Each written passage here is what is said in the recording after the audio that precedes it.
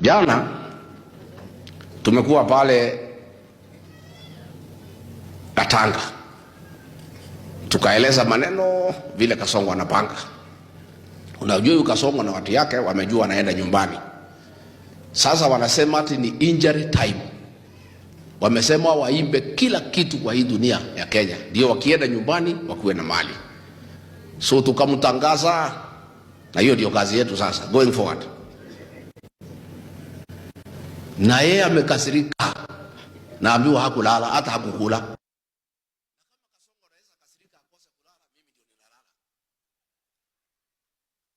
Nimemuona huko Busia anawaka moto. Amesahau ameenda maendeleo kwa Waluya. Anaongea tu mambo ya Rigiji na matusi. Amekasirika, haongei hata kama rais. Kwa sababu jana tumemtoa nyama kwa meno.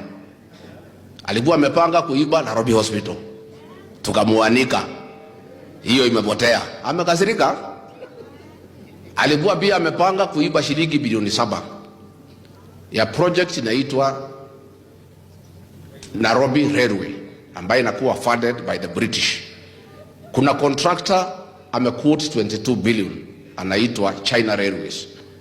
Mtu ya Kasongo anaitwa CBRC amequote 29 billion. Yule amepata tenda ni huyu ya 22. Kasongo amesema ipatiwe ya 29. Bilioni 7 apewe. Amechukua huyu ya 22 billion, ameweka kwa ndege, amedeport yeye. Nimemwanika jana.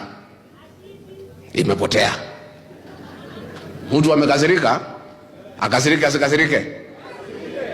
Kazi yetu going forward ni kukasirisha Kasongo. Tukisikia kuna nyama amepanga ya Kenya kuiba, tunatangaza, inapotea. Na nikwambie Kasongo, hapa naita watu wezi. Mambo ya wizi ikiongewa Kenya, hakuna mtu ajui mwizi mkuu Kenya ni nani. Wewe unasema watu wameua watu. Tukianzia Kiambaa Church 2007, Gen Z kupiga watoto risasi mkuu, mambo ya mauaji wa Kenya. Ukiuliza hii wa Kenya wote wanajua mambo ya mauaji. But mimi nataka nishukuru civil servants na public officials ambayo wanatuletea information. Wale waniletea hiyo maneno ya 7 billion. Mkijua Kasongo anapanga kuiba kitu, mnatafuta Medho, Karongo, Malala, Kalonzo, Wamalwa, mimi, mtafute njia, mjifiche. Mpige na ile signal, msipige na WhatsApp. Wameanza kusikiza WhatsApp. Mtuambie maneno. Tukipata microphone, tunatangaza Kasongo. Inapotea. Aendelee kukasirika. Neguo. Because wamesema wanaenda nyumbani. Yeye wanasema ati ni injury time.